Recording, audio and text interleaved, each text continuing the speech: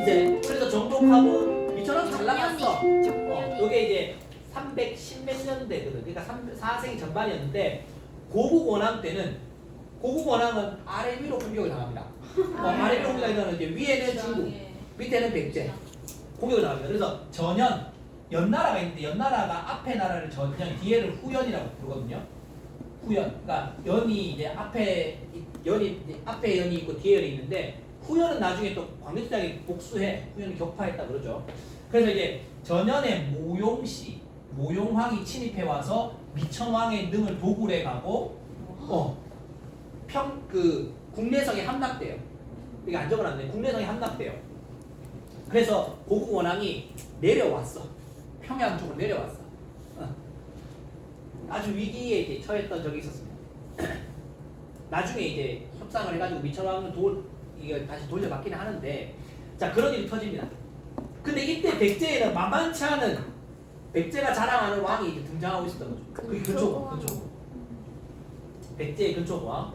자 근초고왕 시대에 봐봐 왕권을 강화하면서 마한의 전역을 정복했다. 그러니까 목지국을 격파하면서 마한의 53국을 다 통일하는 겁니다. 자 그리고 황해도 지역을 장악합니다. 황해도. 그리고 황해도가 어디야? 북한인데 지금 경기도보다 바로 위에 거기가 황해도죠. 황해도 위에가 평안도입니다. 이해 가시나요? 네. 경기도 위에가 황해도입니다. 자 거기를 장악하면서 싸워. 누구랑? 고국 원왕하고 싸워. 고국 원왕이 이때 죽습니다. 아이고. 고국 원왕이 전사당합니다. 그러니까 한 나라의 왕이 죽은 거야 이제. 아이고. 자 이때 그러니까 백제 입장에서는 그렇죠. 자 그래서 백제가 중국 요서 지방, 아까 용화의 서쪽 지방, 그 다음에 중국의 산동 지방. 그럼 산동 지방은 중국에게 지도 그림에 툭 튀어나온 당 있잖아. 산동 지방. 그 다음에 일본의 규슈에도 진출합니다. 그 다음에 항상 전성기의 왕들은 자기들의 어떤 업적이나 아니면 나라 전체의 일들을 정리하는 역사책을 만듭니다. 자, 그래서 박사 고흥을 통해서 서기라는 책을 펼쳐냅니다. 책 이름이 서기야, 서기. 요거를 본따서 만든 게 일본의 가장 오래된 역사책, 일본 서기입니다. 우리가 삼국 사기와 삼국 무사가 있다면 일본은 일본 서기라는 책이 있어. 그게 이제 일본 사람들이 가장 아끼는 가장 오래된 책인데 그게 이제 요거에서 본딴 거죠. 그 말은 다르게 말하면 백제와 일본은 관련이 깊다는 겁니다. 그 다음에 백제 문화를 전파했다. 이게 대부분 다 일본에 전파한 겁니다. 왕인 박사나 아식기라는 사람을 통해서. 그 다음에 칠지도 기억나시나요? 네. 자, 칠지도 이렇게 해서 꼬리 달린 거 있죠? 칠지도를 외왕에게 하사했다. 외왕이라 그러죠. 아직까지 일본이라는 정식 국호가 없었고. 그래서 왜라고 불렀어, 왜? 자, 그러면 지금 봤을 때 전성기는 누구예요? 백제. 삼국 중에 백제입니다. 4세기의 전성기가 온 백제입니다. 네, 고구려는 전성기 안 왔어. 신라는 아직 미미합니다. 자, 요렇게 오고 있는데, 자, 그 다음 볼게요. 자, 그러면 지금 가장 위기는 누구야? 고구려입니다. 신라는 그냥 저렇게 그렇게 있었고, 가장 지금, 왜냐면 위로도 쳐들어와서 힘들었는데, 밑에서 당해갖고 지금 왕이 죽어버려. 이때 똑바로 못하면 고구려 망하는 거야. 근데 이때 고구려에는 아직까지 소수리망이라는 또 걸출한 스타가 등장합니다. 자, 소수리망. 자, 소수리망이 바로 고구려의 기틀을 다진 왕. 시험에 아주 잘 나옴. 자, 중앙집권의 토대를 가려냈다. 3개. 불교, 율령, 태양. 자, 불교, 율령, 태양. 이거 세 가지 업적. 가장 중요한 거. 불교를 받아들였다. 전진으로부터. 나라 이름이야, 전진. 그 다음에 율령, 법률. 그 다음에 태양은 뭐예요? 학교. 이게 고급 학교입니다. 높은 수준의 학교. 경당은 뭐냐면 지방. 이거는 지방에 세웠고 태양은 수도에 세웠습니다. 뭐 그럴 수 있겠죠. 향교는 지방에 있었죠. 그러니까 여러분 봐봐. 어느 나라든 그 나라가 바로 서려면 법이 바로 서야 돼. 예를 들면 내 같은 일반 사람은 잘못하면 바로 감옥에 가는데 높은 사람은 잘못해도 감옥에 안 가. 그럼 법이 바로 선 게 아닌 거야. 그러니까 유명한 그때 범죄자가 그 누구였노 그때 TV에 나왔던 유전무죄, 무전유죄라는 말이 그게 씁쓸한 표현이거든요. 그런 것들이 한국 사회에 법이 있지만 법률이 구성되어 있지만 지금 여러분이 알다시피 우리가 지금 탄핵 정국에서도 어때요? 계속 이거는 아니라 하고 이쪽에서는 맞다 하고 계속 싸우잖아요. 법은 있는데도 보는 해석과 시각이 너무 다른 거예요. 그러니까 계속 싸우는 거예요. 엉망이에요. 그러니까 항상 어디 나라든 봐봐. 여기도 윤령, 여기도 윤령. 그 다음 또 하나 중요한 건 뭐다? 공부입니다. 공부. 결국은 인재를 양성해야 되는 거예요. 인재를.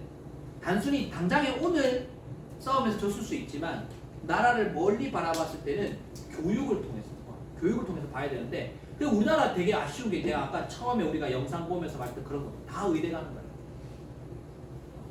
나는 그게 아이들의 문제가 아니라 부모들이 나는 그게 안 좋다고 생각합니다. 부모들이 다 의대 가서 몇 억씩 벌면서 편하게 살 그걸 바라는 거예요. 또 의대 가서도 또 뭐예요? 힘든 그런 걸 말하는 거야. 힘든 돈 많이 벌고 편하게 할 수 있는 과를 지나가는 거야. 참 슬픕니다. 그런 거 보면. 근데 아까 그 사람한테 대단한 거죠. 뭐 그런 케이스도 대단한 거죠.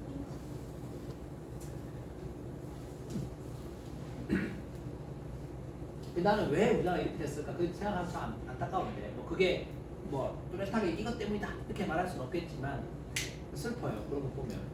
자, 아무튼 자 드디어 이제 학교도 만들고 인재를 양성하고 법치도 세우고 종교를 통해서 이제 이런 거죠. 종교를 통해서 좀 사람들의 의식과 생각을 통일하는 게 필요한 겁니다. 근데 주의할 점은 근초광은 불교가 없어요. 맞나요? 네. 여기도 불교가 없죠. 네. 맞나요? 불교는 좀 더 뒤에 나와. 자, 적어놓을까요?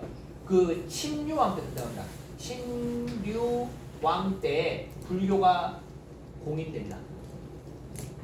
침류왕. 여기 써놨네. 침류왕 때. 그러니까 불교는 그 백제 근초광 이후입니다. 이후에 침류왕 때 등장합니다. 그러니까 이게 헷갈리면 안 돼. 대부분은 기틀을 다진 왕이나 전성기 왕 때 불교가 등장하는데 백제만 그렇지 않아요. 뒤에 등장해요.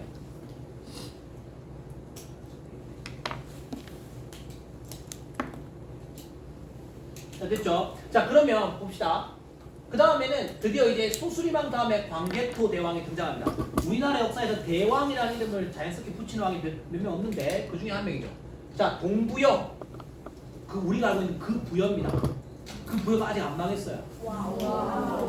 그 아까 봤던 그 부여가 아직 안 망했어요. 그 부여 언제 망하냐면 그 494년에 망하는데 여기 나오죠. 문자왕 때. 그러니까 거의 장수왕 이후에 망하는 거예요. 근데 명맥은 아직 계속 유지하고 있었던 거야. 부여가. 힘은 별로 없는데 그 동부여를 격파하고 망한 게 아니야. 후연을 격파하고 후연한테 아까 당했잖아. 연나라한테 복수하고 요동으로 진출했다. 그 다음에 여러 나라들, 이거 나라라기보다는 민족이죠. 족속들을 숙신, 거란 다 격퇴하고 만주를 다 차지했다. 북쪽으로 이제 쫙 뻗어나갔죠. 고구려가. 그 다음에 요거 이제 시험에 중요한 게 잘 나옵니다. 여러분 거 일일이 다 외우지 마세요. 동부여, 후연, 숙신 이런 외우지 말고 그냥 만주로 진출했다. 이렇게만 기억하시면 되고 여러분 알아야 될 것은 요겁니다. 신라에 침입한 왜를 격퇴했다. 요걸 잘 알아놔야 돼요. 광개토 대왕은. 왜냐면 이때 신라의 왕이 누구였냐면 내물마립간 내물왕이었어요. 왕이라는 칭호를 아직 안 썼어요. 그냥 내물왕이라고 편하게 써놓은 거지. 왕이라는 칭호는 지증왕 때 갑니다. AD 500년에. 그러니까 아직은 내물마립간이라는 호칭을 씁니다. 근데 내물왕이 잘 나와 시험에 이건 안 나와. 거의 나올 게 없어 시험에는. 요게 나오는데 김씨왕이 독점을 했다. 삼성이 돌아가며 하다가 김씨가 독점했다는 것은 누가 세력 싸움에서 이겼다? 김씨가 이겼다는 거예요. 그리고 호칭을 이제 거차이를 안 쓰고 마립간을 쓴다. 대군장이라는 이름을 쓴다는 거예요. 대군장. 마립간. 뭔가 조금 더 왕권이 강해진 겁니다. 그 다음에 근데 이제 이렇게 살고 있었는데 자꾸 경주 쪽으로나 남해안 쪽으로 왜구가 들어오는 거예요. 왜구. 일본들이 자꾸 들어오는 거야. 침입해 오니까 이 내무랑 혼자서 막기는 힘들었던 거예요. 근데 그때 고구려한테 요청을 합니다. 도와주세요. 근데 고구려의 왕이 광개토 대왕이에요. 390년대에. 그래서 광개토 대왕이 내가 한번 가줄게 해내려올 겁니다. 쭉 내려왔어. 휙 내려와서 보니까 광개토 대왕 입장에서는 왜구가 별거 아닌 거였어. 쓸어버린 거죠. 싹 쓸어버린 거. 쓸어버리고 근데 쓸어버리고 보니까 이거 왜구를 도와주는 놈들이 있네. 그게 누구냐면 금관가야였습니다.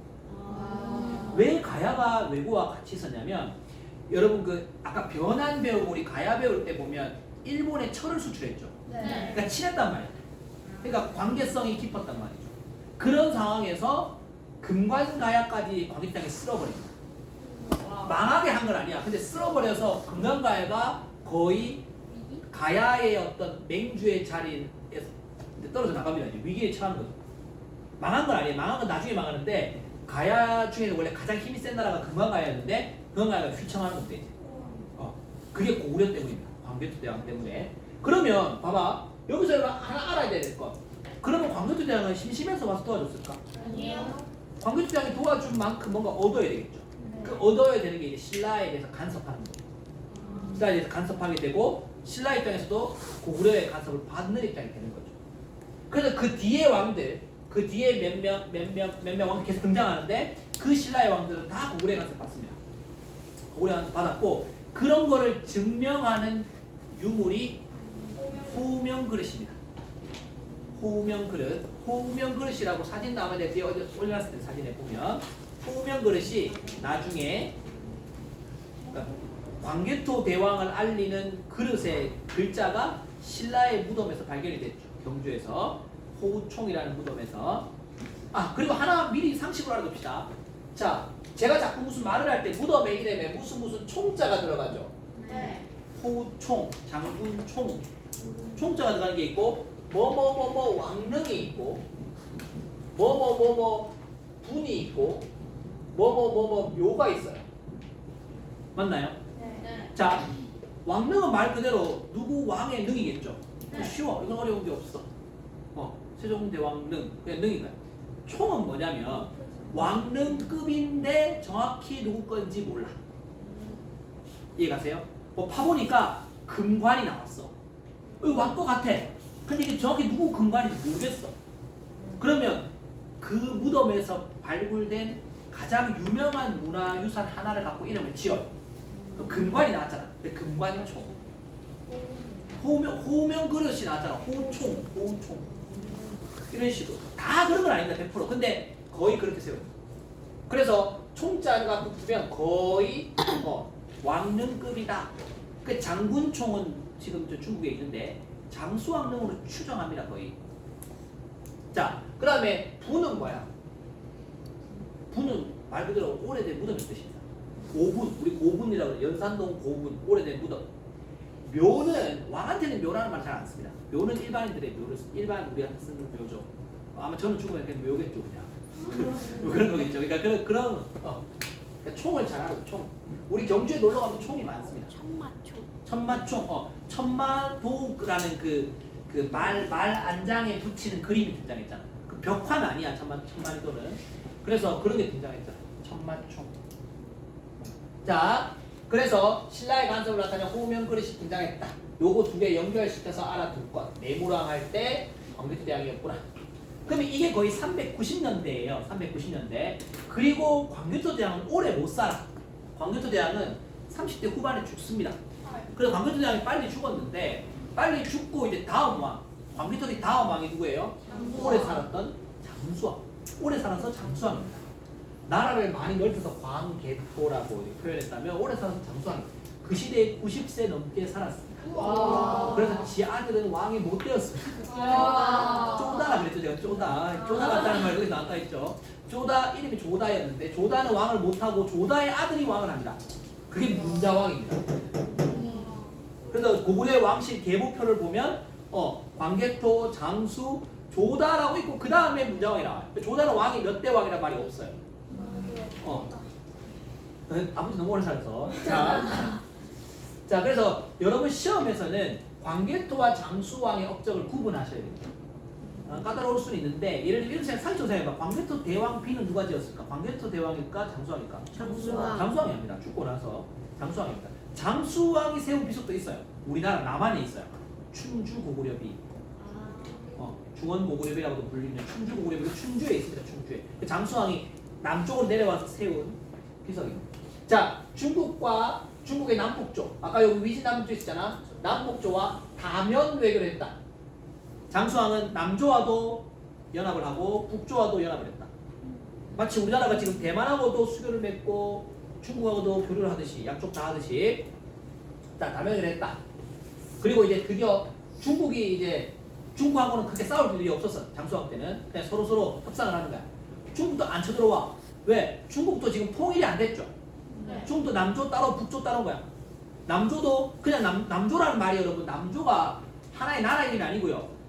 남쪽 왕조는 한족 왕조야. 중국의 한족. 한족들이 세운 왕조가 송, 제, 양, 진 나라 이름이 막 바뀌어. 북조는 또 북위가 동위, 서위, 북제, 북조에 막 나눠져 있었어. 그러니까 중국도 혼란한 시기를 지금 가고 있었기 때문에 굳이 고구려하고 싸울 일이 없었고 고구려 입장에서도 중국과 싸울 일이 없었어. 그러니까 서로 힘이 대등했던 건데 힘의 균형인 거죠. 근데 남쪽은 달라. 복수해야 돼.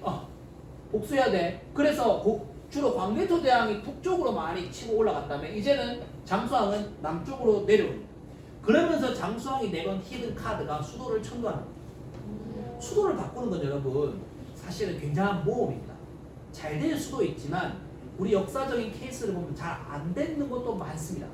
수도를 바꾼다는 게. 왜냐면 국내성에서 평양으로 천도를 내버렸어요. 그러면 국내성 귀족들이 좋아할까 싫어할까? 싫어하죠. 지금 우리 서울에서 수도를 부산을 바꾼다 해봐. 서울 사람들이 안 좋아할 거예요. 못 바꿀 겁니다. 그런데 장수왕이 워낙 이제 파워가 있고 또 오랫동안 왕권을 가지고 있으니까 장수왕이 평양 천도를 합니다. 이게 장수왕 죽고 나서 문제가 터집니다. 기존의 국내성 세력과 평양 세력들이 다투는 거예요. 그래서 장수왕 이후에 고구려의 왕들이 별로 등장하지 않습니다. 우체국에. 그러다가 언제 등장하냐면 저 끝에 수나라고 싸울 때 등장합니다. 을지문하고 있고. 그만큼 고구려의 침체기가 옵니다. 장수왕 이후에. 고구려의 침체기가 옵니다. 자, 그러니까 남한연주를 펼칩니다. 펼치면서 이놈의 새끼들 누구? 백제를 드디어 공격을 합니다. 왜? 백제는 자기들의 왕을 죽였던다는 거야. 백제는. 그래서 드디어 이제 한성을 함락하는데요. 요때 한성을 함락할 때 백제의 왕이 누구냐면 계로왕입니다. 계로했던 계로왕. 이 계로왕이 가만히 있으면 되는데 계로왕이 괜히 오바하다가 아주 비굴하게 죽습니다. 오바를 어떻게 했냐면 북위에 국서를 보내. 아까 남북조 중에 북위라고 있죠. 북위. 북조의 북위. 북위에 편지를 보내서 장수왕 욕을 막 하는 것다 이제. 장수왕의 막 신변 모욕을 다 하는 것다 이제. 근데 북위는 지금 장수왕하고 교류를 하고 있는데 백제가 편지를 보낸 거야. 근데 북위의 황제가 그거를 그대로 고구려한테 전달해줘. 와, 시겠다. 얘들이 이랬다? 네, 이렇게 하는 거죠 이제. 이제 열받아 장수왕이 내가 잡으러 가는 거지. 내가 지금 잡으러 가겠다 해가지고 직접 이제 내려오죠. 내려왔을 때 그때 이제 수도가 여전히 한성 위례성이죠. 여전히 백제의 수도는 서울이었는데 지금의 그 서울에 그 광나루역 지하철 광나루역에 있는 워커힐 호텔이라고 워커힐 호텔. 그 워커힐 호텔 뒷산에 가면 아차산입니다. 아차산. 산 이름이 아차산이에요. 그 아차산에서 전투를 합니다. 전투를 해서 여기서 계로왕이 생포대에서 잡혀와서 죽임을 당합니다. 결국 계로왕이 여기서 이제 죽게 되는 거죠. 괜히 가만히 있으면 될 건데 계로왕이 이제 전사를 합니다. 그러면서 이제 어떻게 보면 그 한양 서울을 뺏긴 거죠. 서울을 뺏기고 이제 백제는 급하게 왕도 죽고 서울도 뺏기면서 급하게 내려오게 되는 겁니다. 내려왔던 사람이 누구다고? 문주왕인데 문주왕이 웅진으로 천도했다. 아들 때에 웅진은 오늘날의 공주입니다. 공주. 요때부터 사실 우리 역사에서 공주는요 충청남도에서 가장 큰 도시였어요. 일제강점기 때 대전이 큰 도시가 되기 이전까지 공주가 가장 탑 도시였습니다. 와우. 공주가 이때부터 공주. 요 공주 가보세요. 공주는 추천합니다. 놀 때가 많습니다. 자, 그럼 봐봐. 그래서 장수왕이 광개토대왕비도 만들고 충주 고구려비도 만들고 장수왕 사후에 문장왕 때는 드디어 부여를 복속합니다. 오랫동안 갔던 부여가 드디어 망하게 되는 거죠. 자, 그럼 내가 설명 안 한 게 요건데 요게 뭐냐면 봐봐. 지금 고구려가 여러분 어마어마하게 셌단 말이에요. 그죠? 네. 고구려의 전성기가 엄청나게 세게 무려 이 두 사람 합하면 거의 100년 가까이 세게 밀어붙이니까 힘이 약했던 백제와 신라가 연합을 합니다. 왜? 신라도 여러분 고구려 간섭 받는 게 좋았을까? 싫을 거 아니야. 그래서 백제와 신라가 연합합니다. 자, 나제 동맹. 신라의 나자와 백제의 제자. 나제 동맹. 낮에 맺어서 낮에 동맹인지 모르겠지만 낮에 동맹, 낮에 동맹. 433. 자, 신라의 룰지왕과 백제의 비유왕. 자, 신라의 룰지